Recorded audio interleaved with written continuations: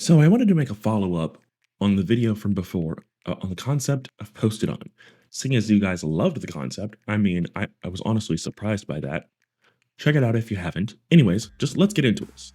Now, I don't know if I said it last time, but Postadon started out as a Capro TLC. Yep, you heard that right. There was a lot of thought into just the design alone. Now, I don't have that footage original, unfortunately, but what I can tell you is that the behemoth, it wasn't the behemoth that it was now. I wanted to make a crocodilian because there's only 4 in ASA as of this writing. Sarco, Capro, Fasolasuchus, and Dinosuchus. There is a want for more crocodiles, so why not? So I kept drawing, and drawing, and drawing. Pretty late into it, I know I wanted a support creature that could also gather resources, but is also a croc. Therizino is the closest thing to what Postadon is because of the other crocs in the game, sans Fasolasuchus with Flint. They don't gather anything except the usual carnivore things. Hazel and I looked into it, looked at other crocs to see what we could do for Postadon that they don't have or lack. Now, Capro is quick, but has terrible health. Dinosuchus is a heavy hitter with good health, but is slow on land. Sargo is a mid-tier with decent health and damage, but an apex predator can shred it with ease. And we don't talk about Fasolasuchus, just no. The stats for Postadon were decided at having glass cannon health with decent stamina and excellent weight, along with having good melee for that harvesting. Because that's kind of its whole entire role. Now, before we get into balancing, I wanted to talk about the influences for this creature's design. First and foremost, the Capro, as this was originally a TLC for it, the Indoraptor for movement, specifically that scene where it's literally galloping down the hallway, you know the one, as well as Shimo from the Monsterverse, which by the way, love Shimo, she's great. Anyone who hates her, you are a scumbag, I said what I said. You see it at points, but I did end up increasing the tail size to be more like an actual croc. This was also before the size increase mentioned in the last video, and I figured a bigger tail would make it much more sense for a creature this massive. Looking at Dinosuchus and its tail was also a factor with this. Now, balancing this creature is very important to Hazel of Sodor and myself. Postadon is more balanced around a PvE style of play rather than PvP. Our boy is more of a harvesting creature anyway.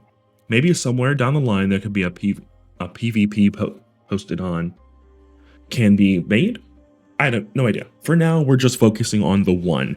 If the mod dev or dev team want to make a PvP one, then maybe it could soak damage using its croc scales on its back or something. I could see the sword attachment doing knockback to the smaller creatures and anyone silly enough to rush the Postadon on foot. But also there's one more thing I wanted to clear up before we continue. The attacks. Yeah, I derped a bit on that section, so let's clear that up real quick. Left click is the bite attack.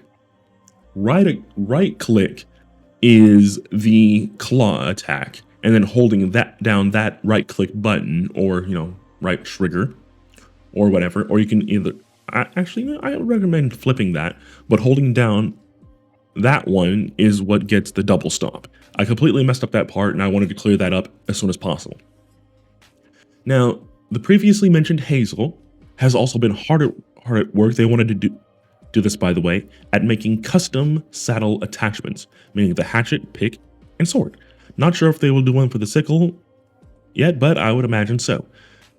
I won't show that here because we haven't decided fully on the design we will go with. They are also making a scorched variant for fun. There were multiple ideas we were throwing around, but one that keeps popping up is my random idea for it to be able to climb walls like the Megalania and the Rock Drake. Meaning that this thing can chase you all around Aberration and even Scorched Earth. No idea if this will make it in. I just love the idea of thinking you can get away from this thing by climbing up a wall, only for it to look up and start climbing said wall. Lizzie from the Rampage movie, being the closest example of this. Also, sidebar, that design is top tier. I mean, look at this thing. That is gnarly in the best way.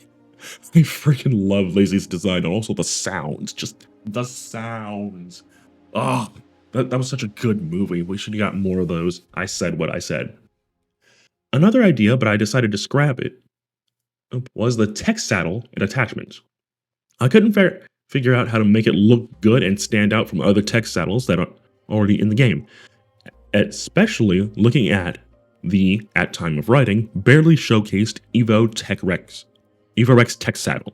One attachment idea was a railgun for craps and giggles. The other was what I called in my head a multi-drill. This would take the taking the role of the other 3 gathering attachments in the later game stage. This was scrapped in favor of Hazel's tech variant, of course, again, if the dev team or dev wants, they can make this too. Xylo Arts also made an incredible fan art of Postadon early in its development, and I wanted to show this off. This was before I removed the neck frill thingamajig, whatever you want to call it, and gave it to the Gen 1 variant. Super cool, and I love this art. Again, wanted to show this off here. This look is giving more of a rock drake feeling that I almost leaned into, but I decided against it. Xylo also helped out a bit with the monster/creature design, giving some very important insight that I'm personally grateful for. I guess right here I can mention the other variants. The aberration Postadon is meant to mimic actual crocs with its longer mouth. It is also a little bit smaller than the other variants. Think Tarbosaurus next to the Evo Rex in Paleo Arc. The pure blue flicks all over are just an extra addition just to pop more color onto it. The darker blue is the glowing bits that are known among aberrant variants. The Genesis 1 variant is my aquatic theme taken to 11. Shark fins on the back, the return of the neck frill thingy that I removed from the normal variant. By the way, no, the saddle does not touch the neck thingy. I had so much fun designing this one. Perhaps because it's the ocean biome, it could also have glowing bits like a real life anglerfish, or just other X variants in that ocean. I think it would be cool. Now, Genesis Part 2, I'll be honest, this one is my least favorite of the bunch. Not because of the coloring or anything, I was just running out of ideas. For this one, I added bigger teeth in the front to wink back at the fact that Postadon was originally a Capro TLC, and Capro having those big teeth in the top jaw. I guess I could add 2 more to the front? I don't know. All I do know is I wanted this one to stand out differently. Green, black, and blue were already taken from the other 3, so I just picked a random color and went with it. Of course, though, the colors are completely random, especially with a mod like Any Color Sets downloaded. The tech variant was made by the previously mentioned Hazel of Sodor, and I have no idea how to design tech creatures just yet. They are also working on the Scorch variants, as I mentioned above, which, last I saw, looked really good. Now, I haven't replied to them yet, but someone did ask me how fast Postadon is.